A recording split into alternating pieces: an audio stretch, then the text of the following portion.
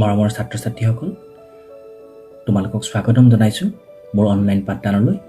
আশা কৰোঁ তোমালোক কুশলে আছা আৰু তোমালোকৰ যি দৈনন্দিন অধ্যয়ন কাৰ্য তাক তোমালোকে খুব সুন্দৰকৈ ঘৰতে চলাই আছা। আজি আমি 10ম শ্ৰেণীৰ সমাজ বিজ্ঞানৰ অৰ্থবিজ্ঞানৰ যিটো ভাগ তাৰ এটা অধ্যায় মুদ্ৰা আৰু বেংক ব্যৱস্থা সম্পৰ্কে আমি ইতিমধ্যে আলোচনা কৰি আছিলোঁ আৰু আজি সেই পাঠৰে এটা বিষয়বস্তু সম্পৰ্কে আমি আলোচনা কৰিম।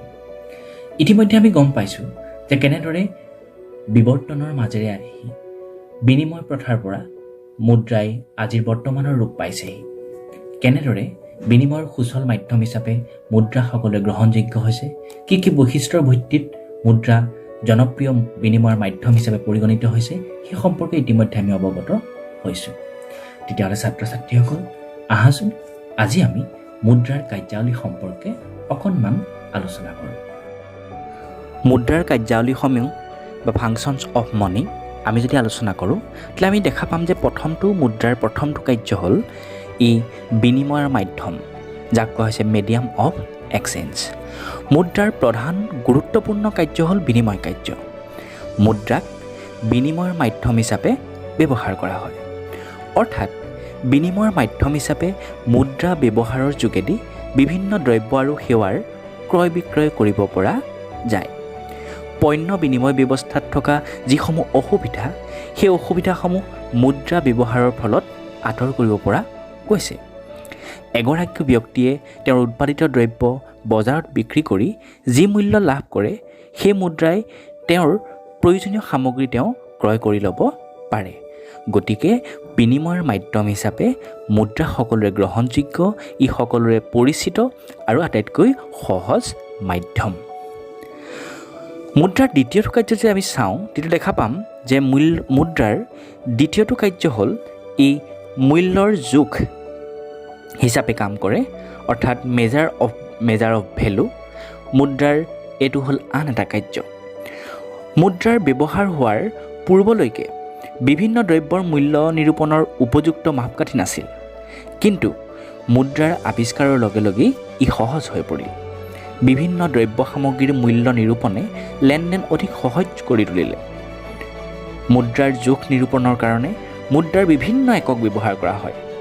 এনেদৰেই মুদ্ৰাই দ্ৰব্যৰ মূল্য আৰু দৰ নিৰূপণত এক উল্লেখযোগ্য ভূমিকা পালন কৰিছে।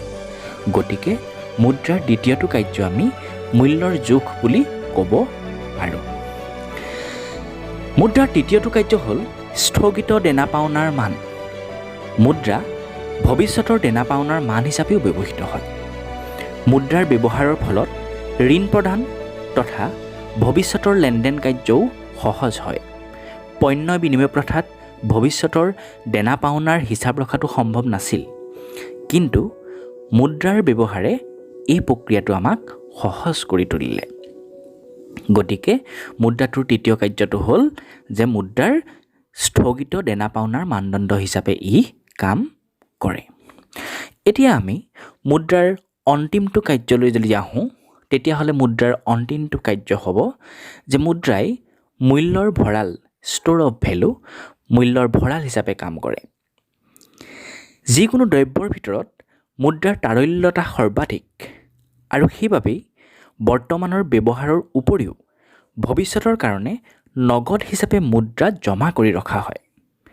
মুদ্ৰাক হাতত ৰাখিলে ভৱিষ্যতে যিহেতু ইয়াক যিকোনো অৱস্থালৈ ৰূপান্তৰিত কৰিব পৰা যায়, গতিকে মুদ্ৰাক সঞ্চয়ৰ ভঁৰাল বা মূল্যৰ ভঁৰাল হিচাপেও নগদ হাতত ৰখা হয়।